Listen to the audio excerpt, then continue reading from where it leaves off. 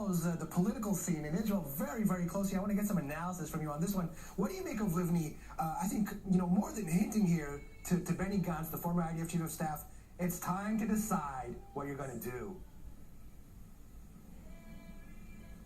It really is time to decide for the Israeli left and left center. It's been a tumultuous time ever since Livni, as you mentioned at the top of that interview, won the general election but couldn't form a coalition. The left has never quite recovered. Isaac Herzog and TzipiLivne ran on a joint ticket the last time to form this faction called the Zionist Union. They lost out anyway. They still are running together. There's the Labor Party and Hatnua, Livni's party, but Avi Gabay has taken over the Labor Party in place of Herzog, and Gabay's message just has not resonated with the Israeli general public.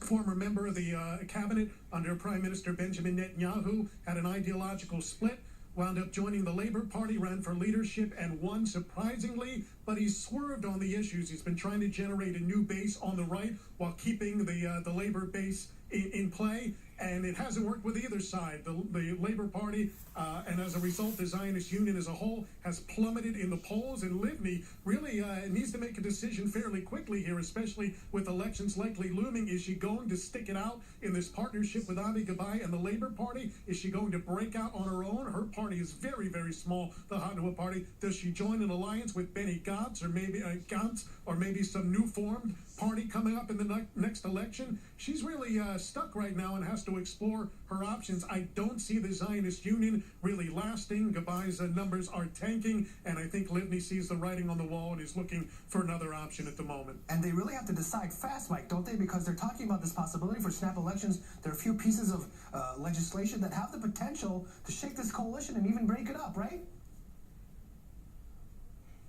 There's no doubt whatsoever. We've heard at least some rumors that something will be worked out on the ultra-Orthodox conscription bill. It looks like one of the ultra-Orthodox parties that has been fighting with the defense minister, Victor Lieberman, about how exactly that law would materialize. Looks like they're willing to make some compromises that beforehand they wouldn't. However, we know how things go in Israeli politics. You say one thing one day, you do something else the next. So until that law is actually passed and the deadline set by the Supreme Court is coming up on December the 2nd, we really don't know how this thing is going to turn out in the end. But other tumultuous bills are still in the works that could really send this coalition scrambling for a snap election soon. But either way, we're only a year away no matter what. Okay, Mike Wagenheim, don't go anywhere. We'll be right back with you to talk some more about this interview with TzipiLivne.